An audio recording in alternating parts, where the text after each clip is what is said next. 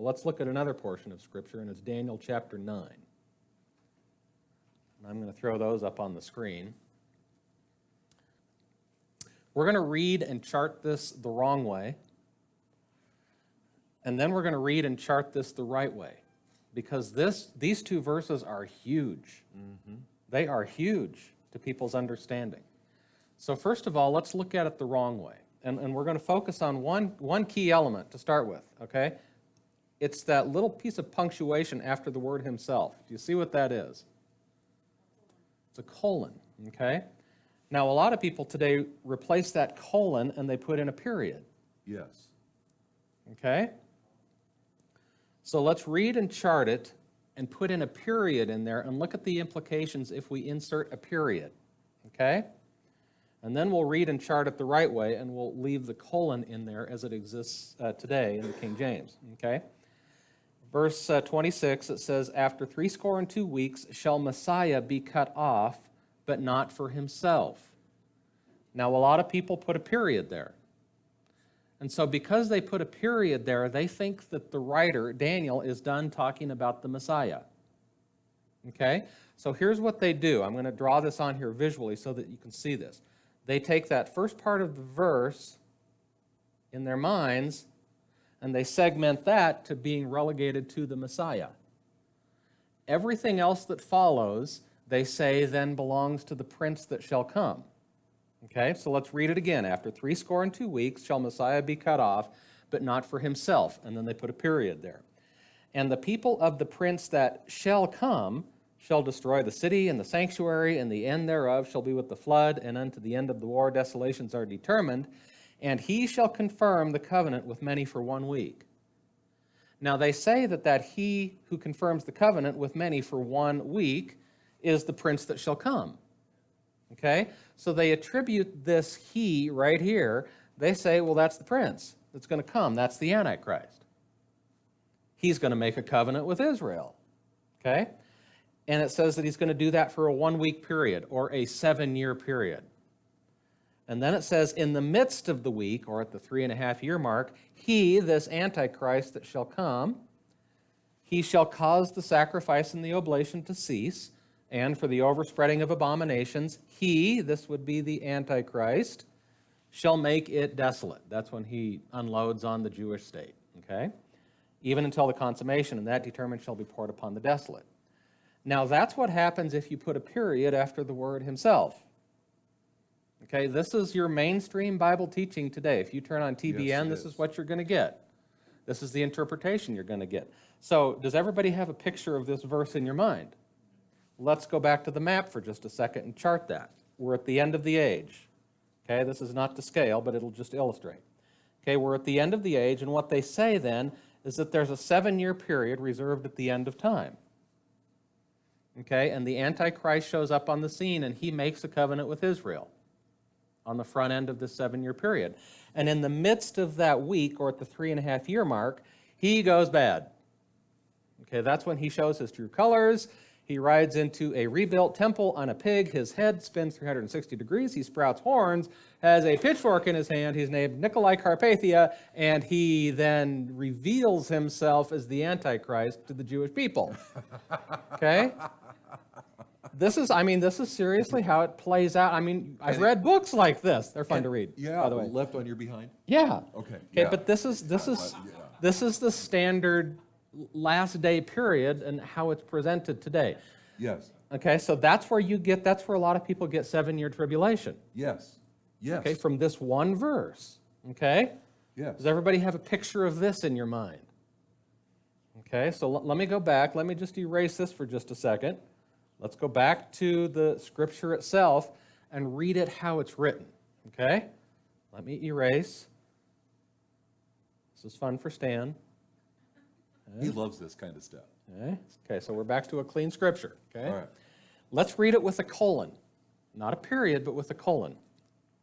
"After 62 weeks shall Messiah be cut off, but not for himself. Colon." Okay?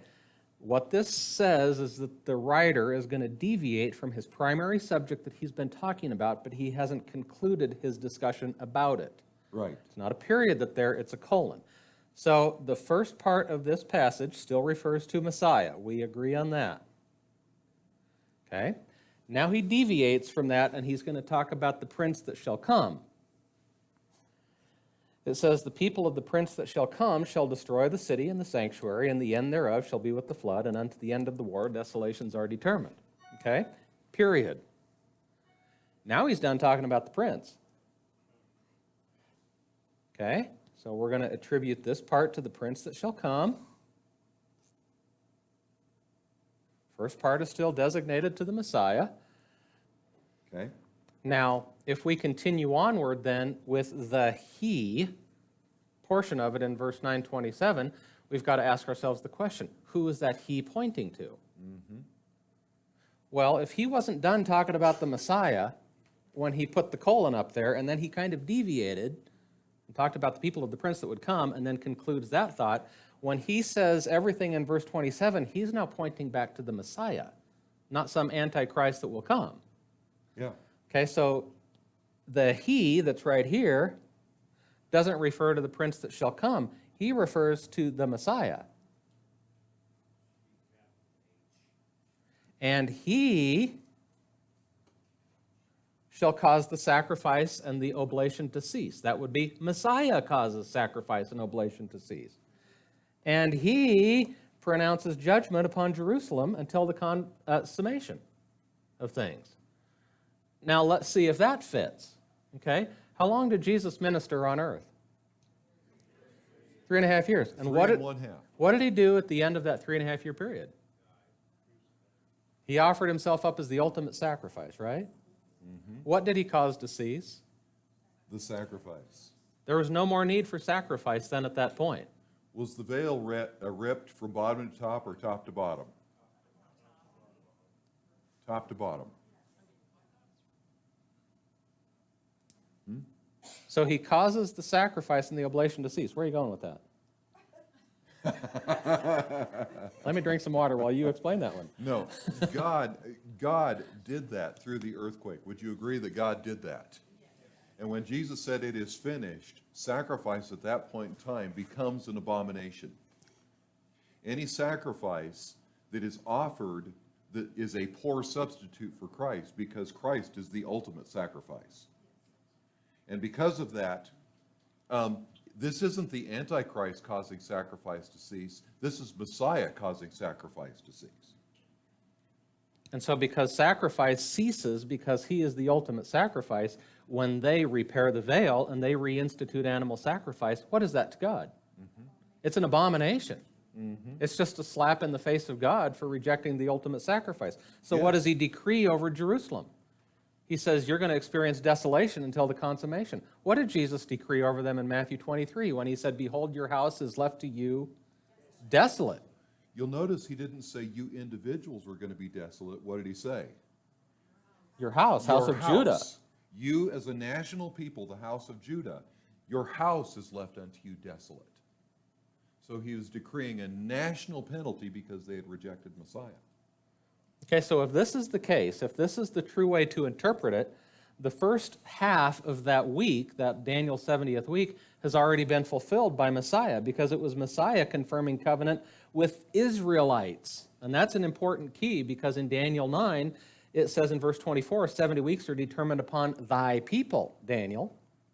And Daniel's people were in a narrow sense house of Judah, but in a broad sense also the house of Israel.